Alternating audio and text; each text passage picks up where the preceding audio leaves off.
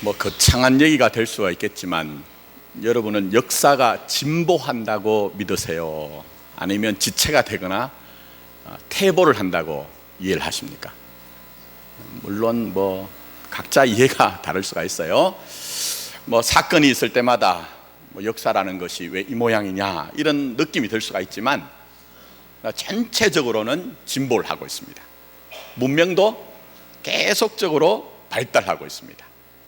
근데 그런 것들이 과연 인간의 인간됨을 보정하고 확정하고 또 인간됨을 잃어버리지 않게 하느냐 하는 것에 있어서는요, 자신감이 없어요. 거창한 얘기를 할 필요가 없이 인간의 인간됨 가운데 하나는 감사하는 것입니다. 뭐라고 해도 감사하는 거예요. 근데 우리의 삶에 감사가 그렇게 역사가 진일보하기도 하고 문명이 발달되어서 정말 없는 것보다 있는 것이 더 많고요, 편리한 시대인데 내게 저 마음 밑바닥에서 감사합니다, 감사합니다 하는 그런 마음이 우러러나느냐는 거예요. 참 쉽지가 않습니다. 과거를 보자면요, 우리가 수십 년 전만 해도 농경사회였습니다. 농경사회였어요. 그런데 그때는 날을 정해서 감사하도록 했습니다. 여러분 한번 잘 보십시오. 원력으로요, 물론 이제 양력으로 얘기하는 게 아니고 음력으로 얘기를 해서 우리나라에 한 12달 정도가 전부 다 절기가 있습니다. 뭐 일일이 제가 다 말씀드리긴 그렇고요. 정월에 설날이 있죠. 또 대보름이 있고 3월 삼진날, 5월 뭐가 있죠? 단오, 단오가 있고 6월엔 유두, 7월 칠석, 이제 8월에 한가위, 뭐 이렇게 쭉 흘러갑니다. 쭉 흘러가는데 근데 그런 날들이 왜 정해졌느냐? 감사하자는 거예요. 감사하자는 거예요. 근데 뭐 거창한 게 아닙니다. 잘 보시면 새해를 주셔서 감사합니다. 그죠? 뭐 우리가 하루 살아가는데 또 하루 한 해를 주시니까 감사하다 하는 것들이 있어요. 이 거몸이란 것도 있잖아요. 그건 이제 해를 지킨다 그런 의미가 있으니까 그것도 감사하다. 뭐 보름달이 뜨니까 감사하다. 심지어는 홀순날이 겹치면 그날은 특별하게 감사를 했습니다. 그래서 보시면은 3월 삼진날이라고 얘기하죠. 조금 전에 여러분 말씀하셨던 5월 5일은 뭐죠? 단오라고 얘기합니다. 또 7월 칠석 이렇게 얘기합니다. 그러니까 전부 다 감사를 하는 거예요. 그러니까 남녀노소를 가리지 않고 그날이 되면은 뭐 이유를 불문하고 좀 감사하자는 거예요. 근데 왜 그랬을까요, 여러분? 농경사회는요, 어쩔 수 없이 하늘을 우러러보고 살아야 됩니다. 제 실력대로만 사는 것이 아니고 하늘에 내 생존이 달려있기 때문에 그런 날을 정해서라도 우리가 감사하자는 겁니다. 근데 요즘은요, 그런 시대가 아닙니다. 그래서 어떤 면에서는 더 많이 누리면서도 더 편리하면서도 우리에게 감사가 좀 부족한 것 같아요. 제가 지난 금요일에 주일 준비를 좀 하고 오후에 이제 청년들이 수련회를 하고 있는 제주도 납업교회를 갔습니다. 전 남업교회인 줄 알았는데요, 가보니까 납업교회예요. 6시에 이제 도착을 해서 같이 식사를 하고 그 다음에 이제 저녁에 제가 말씀을 좀 전하고 기도회를 인도하고 왔습니다. 근데 생각해 보니까요, 이거 대단한 일이에요. 대단한 일. 왜 그렇습니까? 이 서울에서 제주도까지 거리가 간단한 거리가 아닙니다, 여러분. 거기다가 뭐가 가로막고 있죠? 바다가 육지라면 바다예요, 바다. 근데 제가 수시간 만에 뭐 갔다가 왔다가 하는 그런 일들이 있으니 얼마나 편리하냐는 거예요. 자, 그러나 그런 우리가 편리 속에서 정말 마음에 우러나는 감사가 있느냐? 왜 그럴까? 말씀드린 것처럼 과거에는 어쩔 수 없이라도 하늘을 우러러 봐야 되지만 지금 이 시대는요, 내 손으로 수고하여 얼마든지 살 수 있는 산업화된 사회예요. 그러니 우리가 우리 마음속에 감사합니다 하는 것들이 정말 진실되게 절실하게 우선은 저부터도 우러나오는 것이 참 쉽지가 않아요. 참 쉽지가 않아요. 그래서 오늘 본문의 말씀 보시면 사실 중심되는 구절만 읽었는데요, 간단하게 말씀드리면 사람이 떡만으로 사는 것이 아니라 뭐로 산다고요? 하나님의 말씀으로 산다는 거예요. 근데 여러분 진짜 이게 믿어지세요? 제가 이미 말씀드린 것처럼 지난주에 떡이라는 것은 현상적인 물질적인 떡을 얘기하는 것이 아니라 그것은 상징하는 것이 뭐라고 했죠? 제 능력, 제 실력, 제 재주라고 얘기했어요. 근데 오늘 이 시대가, 여러분 한번 잘 보십시오. 육신적으로도 내가 먹는 것을 중단하면 일정 수준은 살 수 있지만 계속적으로 살 수가 없어요. 죽습니다. 그리고 더 나아가서 우리의 삶의 현실은요, 내가 내 몸을 움직이지 않으면 안 되는 그런 시대예요. 그러니 떡만으로 사는 것이 아니라 하나님의 말씀으로 산다는 것이 정말 내게 내 속사람으로 중심으로 고백되는 것이 참 쉽지 않습니다. 그래서 이런 이제 믿음이 어떻게 되느냐? 입술로는 떡만으로 사는 것이 아니라 하나님의 말씀으로 산다고 하지만 실제적으로 내 생각과 느낌 속에서는요, 믿는 것은 믿는 것이고 사는 것은 사는 것이라는 어떤 분리된 의식을 가지고 살게 돼요.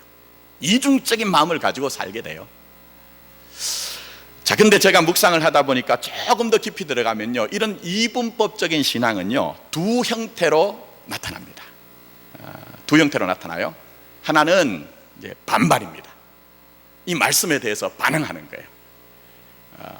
표현은 하지 않지만 내 마음속에서 이게 받아들여지지 않기 때문에, 아니 사람이 어떻게 떡만으로 삽니까? 사람이 그래도 뭔가를 지금 이 시대 속에서 살아가려고 하면 열심히 성실하게 살아야 되는데, 아니 말씀만으로 산다는 게 그게 가능한 얘기입니까? 하면서 우리가 신앙인이기 때문에 표현은 못하지만 100% 그 말씀을 수용하기가 어려운 것이 있습니다. 이건 이제 전문적인 학술 용어가 아니고요, 제가 이런 마음을 뭐라고 정의를 했나 하면요, 현실주의자의 반항, 이렇게 제가 나름대로 정의를 했습니다. 현실주의자의 반항, 그렇게 이제 제가 정의를 했습니다. 근데 정반대편에 서 있는 어떤 행태도 하나 있습니다. 그게 뭐냐? 사람이 떡만으로 사는 것이 아니라 하나님의 말씀으로 산다고 할 때에, 떡은 별반 고상한 것이 아니고 하나님의 말씀이 고상한 것이기 때문에 우리는 말씀만 붙들고 살아야 된다는 어떤 그런 의식들, 그것도 사실은 믿음은 믿음이고 사는 것은 사는 것이라는 분리된 어떤 마음들이라고 우리가 생각을 해볼 수가 있어요. 근데 이런 생각은요, 우리만 가진 것이 아니라 초기 교회도 있었습니다. 영지주의라고 해서, 뭐 깊게는 안 들어가겠습니다만 그노시즘이라고 해서요, 이 사람들은 헬라의 철학의 영향을 받아가지고 모든 것들을 이분법적으로 생각했습니다. 영적인 것은 거룩한 것이고 우리가 육신을 움직여서 사는 것은 그게 좀 떨어지는 것이다, 그래 생각했어요.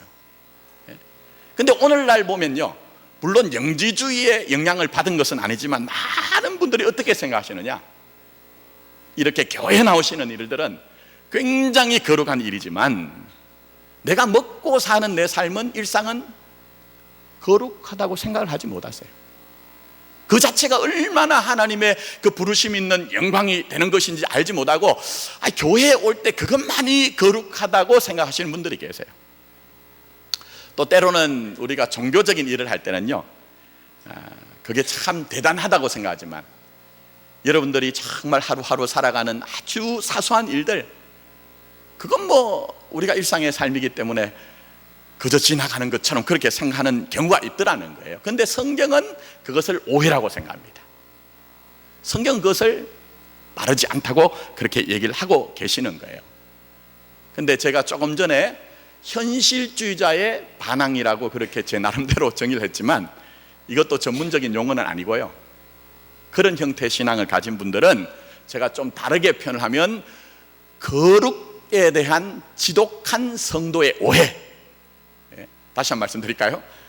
거룩에 대한 성도의 지독한 오해라고 제가 나름대로 정의를 합니다. 이게 무슨 얘기입니까? 믿는 것은 믿는 것이고요, 사는 것은 사는 것이라는 그런 의식과 느낌을 가지고 살면 주님이 우리에게 바라시는 신앙이 아니라는 거예요. 분명히 아니라는 거예요. 그러니 이런 두 양상 속에 있는 우리의 신앙이 양극단을 왔다 갔다 하면서 그 속에서 우리가 때로는 고민하기도 하고 방황하기도 하지만, 하나님은 우리에게 살아있는 말씀을 주셔서 이것이 내가 너희들에게 원하는 신앙이라고 말씀하고 계세요. 그래서 우리가 이 고민을 풀기 위해서는요, 오늘 본문의 말씀, 여러분이 흔히 가지고 있는 뜻과 말씀, 뜻과 말씀에 대해서 대립적으로 대항적으로 우리가 통상적으로 이해하고 있는 것이 과연 성경적으로 얘기하는 것이 맞느냐 하는 것들을 좀 살펴보자는 거예요. 그걸 살펴봐야 정말 주님이 우리에게 하시는 말씀을 그 진리를 알 수가 있거든요. 자, 일단은 제가 목회를 하면서 많은 분들을 만나보니까 뜻과 말씀이 대립적이다, 대항적이다고 이해하시는 이유가 타당합니다. 아주 타당한 이유가 있습니다. 그게 뭔지 아십니까, 여러분? 예수님이 공생애를 시작하시기 전에 뭘 하셨죠? 40일 동안 금식을 하셨죠. 그리고 마귀에게 시험을 받으셨습니다. 그때 첫 번째 시험이 뭐죠? 돌로 떡을 만들라는 거예요. 물론 그게 더 깊은 뜻이 있습니다. 우리 주님은 뜨인 돌로 오셨기 때문에 네가 너 본의로 그렇게 뭔가를 짠하고 만들라는 그런 의미가 있습니다만, 어쨌든 돌로 떡을 만들라는 거예요. 근데 주님께서 그때 말씀하시죠. 뭐라고 말씀하십니까? 기록되었으되 얘기합니다. 이 기록은 어디죠? 오늘 본문 신명기예요. 신명기. 기록되었으되 사람이 떡으로만 살 것이 아니요 하나님의 입으로부터 나오는 모든 말씀으로 살 것이니라 하였느니라 말씀하시므로 이 시험을 물리치셨습니다. 그래서 우리가 이 본문만 딱 떼놓고 보면은, 아, 떡보다는 말씀이 위에 있구나, 떡보다는 말씀이 더 소중하구나 하는 것들이 당연하게 우리가 그렇게 이해할 수가 있습니다. 그래서 많은 목회자들이 그렇게 설교를 하고 있어요. 그러나 이 말씀은요, 그렇게 간단하게 볼 말씀이 아니라는 거예요. 여러분 아신 것처럼 우리 주님은 누구의 뜻을 이루러 오셨죠? 하나님의 뜻을 이루려고 이 땅에 오셨잖아요. 그 하나님의 뜻을 이루는 것은 하나님의 나라를 이루시는 것이거든요. 근데 여러분 보십시오. 구약에서 광야 40년 동안 이스라엘 백성은 성공했습니까? 실패했습니까? 실패했잖아요. 완전히 지난주에 말씀드린 것처럼 F학점을 받았잖아요. 근데 우리 주님은 그 광야에서, 우리 주님은 이스라엘 백성들의 40년을 상징하는 40일의 시험에 승리하셨습니까? 실패하셨습니까? 승리하셨잖아요. 주님은 광야 40년을 상징하는 40일의 시험 동안 전부 다 승리하시고 그 믿음을 가지고 이제 하나님의 나라를 이루어 가십니다. 그것은 바로 사람의 혈통과 육정과 사람의 뜻으로 나지 아니하고 누구에게 난 자들요? 하나님께로 난 자들로 하나님의 나라를 이루시겠다는 거예요. 그래서 이 시험이 끝나자마자 우리 주님이 선포하신 것이 있습니다. 그게 뭡니까? 회개하라. 회개하라. 뭐가 가까웠다고요? 천국이 가까웠느니라는 거예요. 시험에서 승리하신 주님이 하나님의 나라를 이제 발표하시고 시작을 하시는데, 그 하나님의 나라의 백성들을 누구로 이루시냐 하면요, 말씀드린 것처럼 혈통도 아니요, 육정도 아니요, 사람의 뜻이 아닌 하나님의 뜻으로 난 자들을 세웁니다. 그래서 이스라엘 12지파를 폐하시고 완성하시고 그 12지파를 상징하는 몇 제자죠? 12명의 제자를 세운 거예요. 그러니 여러분, 제가 왜 이렇게 복잡하게 말씀드리냐, 사람이 떡만으로 사는 것이 아니라 하나님의 모든 말씀으로 산다는 것을 그 한 구절만 떼놓고는 이해를 하시면 안 된다는 거예요. 그러면서 여러분의 신앙이, 아이고 이거 뭐 살아보니 이거 현실적이지 않군요. 믿는 것은 믿는 것이고 사는 것은 사는 것이지, 아이고 목사님 당신만 그렇게 믿고 사세요, 이런 마음들이 우리에게 내재되어 있는데 성경은 그런 뜻이 아니라는 거예요. 만약 그게 맞다고 하면요, 다시 한번 여러분이 신명기로 올라가 보셔야 됩니다. 오늘 본문으로 한번 여러분 올라가 보십시오. 제가 3절밖에 읽지 않았는데, 과연 그런 뜻이라고 하면 그 다음부터는요, 여러분 현실적인 것이 전혀 등장하지 않아야 됩니다. 우리가 흔히 말하는 영적인 것만 여기에 남고 여기에 등장을 해야 돼요. 그런데 과연 하나님의 말씀이 그런가 하는 것들을 진지하게 한번 보십시오. 자, 4절 말씀 보십시오. 4절에 이 40년 동안에 내 뭐죠? 의복이 등장하고 있어요. 헤어지지 아니하였고 내 발이 부르트지 아니하였다. 무슨 얘기입니까? 신에 관한 얘기예요. 자, 7절과 8절 넘어갑니다. 내 하나님 여호와께서 너를 아름다운 어디예요? 땅에 이르게 하셔요. 그곳은 골짜기든지 산지든지 시내와 분천과 샘이 흐르고 그 다음 뭐가 나오죠? 밀과 보리의 소산지요, 포도와 무화과나무와 석류와 감람나무와 꿀의 소산지라고 얘기했어요. 얼마나 현실적입니까 여러분. 자 9절, 내가 뭐가 먹을 것이 모자람이 없고 내게 부족함이 없는 땅이며 그 땅의 돌은 철이요 산에서는 동을 캘 것이라. 마지막 10절입니다. 내가 먹어서 배부르고 내 하나님 여호와께서 옥토를 내게 주셨으므로 말미암아 그를 어떻게 하라고요? 찬송하라는 거예요. 그러니 믿는 것은 믿는 것이고 사는 것은 사는 것이라는 어떤 생각과 느낌을 가지라고 이 말씀을 주신 것이 아니라 오늘 여기에 너무나 현실적인 그 이스라엘 백성들에게 떡뿐만 아니라 우리 주님은 의복과 그들이 신는 신발과 그들이 있는 땅에서 나는 모든 소산물조차도 전부 다 누가 주신 것이라고 얘기하죠? 하나님이 주신 거라고 얘기하는 거예요. 그걸 인지하는 자들만 하나님 앞에 경배하고 찬송하고 감사할 수 있다는 거예요. 그린 오늘 본문의 말씀은 그저 사람이 떡만으로 사는 것이 아니라 하나님의 모든 말씀으로 산다는 것이 우리에게 도달하지 못할 어떤 목적과 목표를 두고 그것 때문에 전전긍긍하며 살라는 것이 아닙니다. 절대 그런 의미로 우리에게 주신 게 아니에요. 그래서 오늘의 결론입니다. 하나님은 오늘 우리에게 우리의 삶의 모든 것을 하나님이 내게 주신 것으로 이해하라고 말씀하세요. 내 삶의 모든 것들, 내 인생조차도 하나님이 주신 것이고 또 그것을 주신 누구를 믿으라고요? 하나님을 믿으라는 거예요. 하나님을 믿으라고 말씀하고 계시는 거예요. 여러분, 우리가 많은 경우에는요 신앙이 좋다는 것에 대한 오해가 굉장히 많습니다. 여러분 생각에는 신앙 좋은 게 뭡니까? 신앙 좋은 게 예배 빠지지 않는 걸까요? 물론 당연합니다.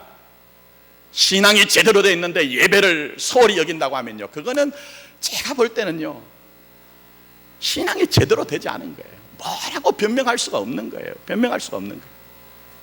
자, 그러면 신앙이 좋다는 것이 기도를 열심히 하는 것입니까? 봉사를 열심히 하는 것입니까? 헌금 생활을 열심히 하는 것입니까? 맞습니다. 여러분의 삶에서 마음이 가는 곳에 뭐가 가죠? 내 몸도 가게 돼 있어요. 마음이 가는 곳에 내가 희생하고 헌신한 것은 당연한 거예요. 근데 성경이 얘기하는 진짜 좋은 신앙은요 그건 현상적으로 열매라고 얘기합니다.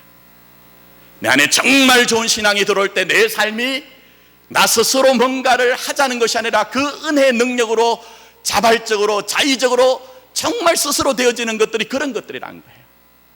그럼 우리의 중심에 우리의 핵심에 무엇이 있어야 됩니까? 그것은 바로 자기 인생을 말입니다. 바로 하나님을 믿는 믿음으로 이해를 하는 힘이 생긴 거예요. 그 힘이 생긴 거예요. 살다 보면 성공할 때가 있습니다.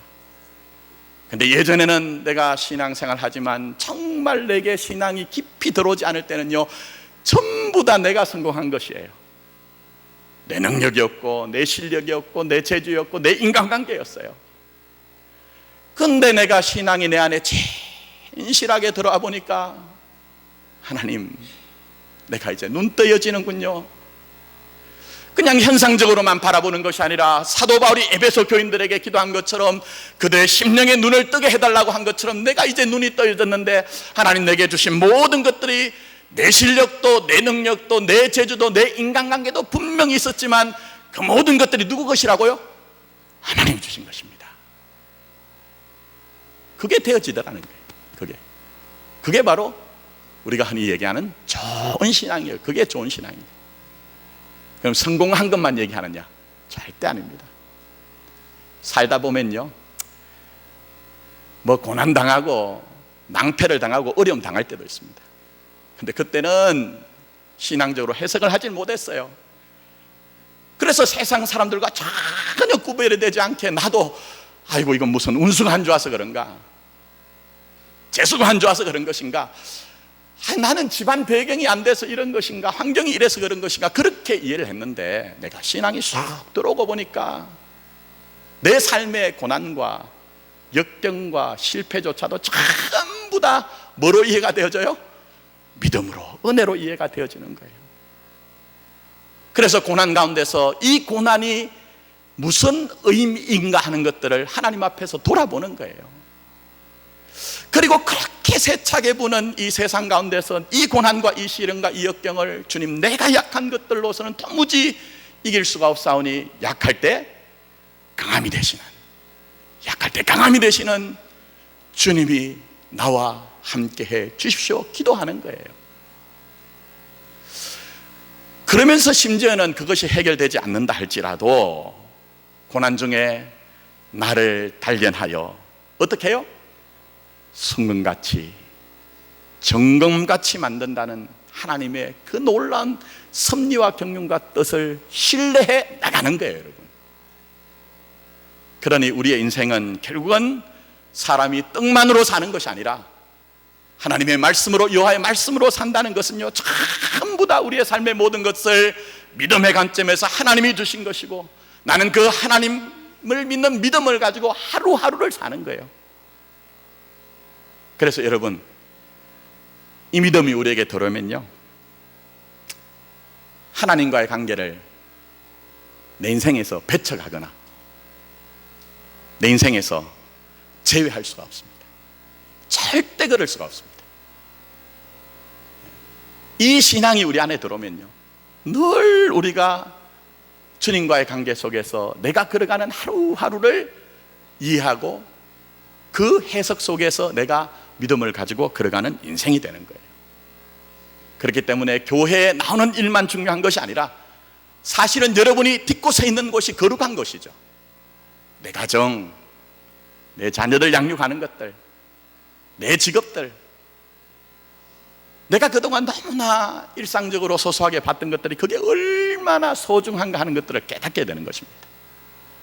저는 다시 한번 우리의 믿음이 나 자신을 비롯해서 내게 주신 모든 것들이 다 하나님이 주신 것입니다, 하나님이 주신 것입니다라고 인정할 수 있는 믿음이 되길 원합니다. 그리고 그 하나님을 바라보고 그 하나님을 믿을 수 있는 신앙이 되기를 예수님의 이름으로 축원합니다. 그래서 오늘 본문을 보시면요, 이제 말씀을 맺겠습니다만, 우리말 성경이 굉장히 좋은 성경인데 때로는 조금 부족한 부분이 있습니다. 자, 그래서 다시 한번 말씀 보십시오.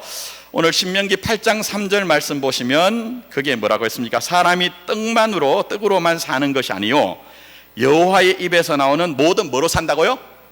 말씀으로. 퀴즈 하나 낼게요. 이 신명기 8장 3절 말씀에 말씀이란 단어가 원래 히브리어 성경에는 나올까요? 안 나올까요? 자, 나온다고 생각하시는 분 한번 손 들어보십시오. 아무도 손을 안 드세요. 눈치가 빠르세요. 히브리어 성경에는 말씀이란 단어가 나오지 않습니다. 원래 여기에서는요, 히브리어 성경에는 보면 콜이라는 단어가 나오는데 이건 말씀이 아닙니다. 모든 것이에요, 모든 것.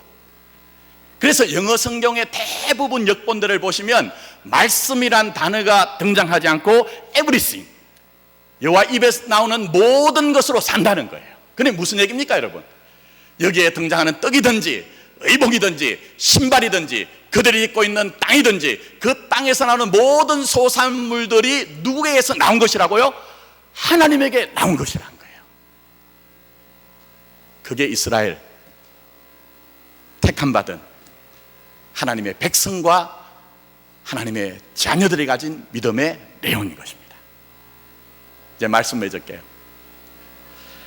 제가 정말 좋아하는 성경 구절 중에요, 디모데전서 4장 4절부터 5절에 사도 바울은 하나님께서 지으신 모든 것이 선함에 뭐로 받으라고요? 감사함으로 받으면 버릴 것이 없나니 하나님의 말씀과 기도로 거룩하여 지니라, 그렇게 말씀하셨어요. 감사함으로 받으면요, 전부 하나님의 것입니다. 하나님의 것이 아닌 것이 아무것도 없습니다. 하나님의 말씀을 통해 나를 보고요, 기도를 통해 하루를 살면 그 하루가 누구의 날이죠? 주의 날이 되는 것입니다.